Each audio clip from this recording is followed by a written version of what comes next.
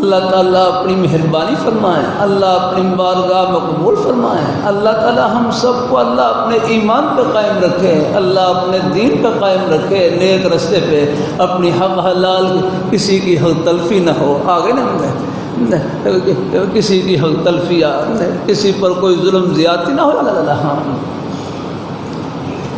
اللہ تعالیٰ اپنی مہربانی فرمائے۔ تہجد پڑھنا آسان ہے، تہجد کو بچانا اس سے مشکل کام ہے، نیکی کرنا آسان ہے، نیکی کو بچانا اس سے مشکل کام ہے۔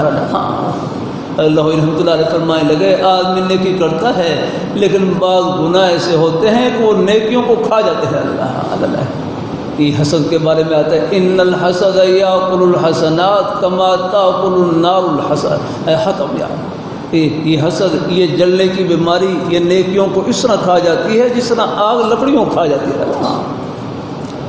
یہ جلنے کی بیماری بعض دفعہ بڑے اچھے اچھے ماحول اگر تربیت نہ ہو تو بڑے اچھے اچھے ماحول میں سرایہ کر جاتی ہے۔ اگر ہمارے پڑھنے پڑھانے کے ماحول میں سرایہ کر جاتی ہے، کاروباری ماحول میں سرایہ کر جاتی ہے، کوئی کاروبار میں آگے بڑھ گیا ہے، آگے ہاتھ اگر تربیت نہ ہو اگر ہے تو پھر یہ جلنے کی بیماری، اور پھر غلط طریقے اختیار کرتے ہیں، جادو ٹونا اور غلط قسم کے عملوں کے پاس جا کر نقصان پہنچانے کی کاروبار کو گرانے کی کوشش کرتے ہیں۔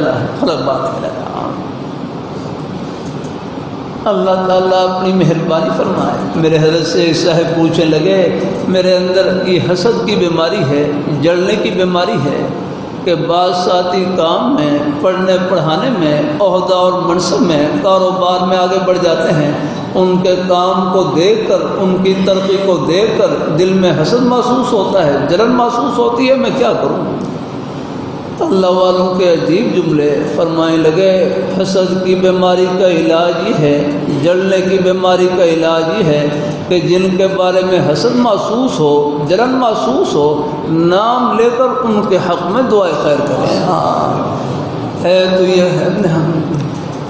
تو یہ کڑوا گھونٹ، لیکن اگر پی لیں تو اس سے بڑھ کر شربت بھی کوئی نہیں آتا۔ یہ تربیت ہمیشہ خلاف طبیعت ہوتی ہے۔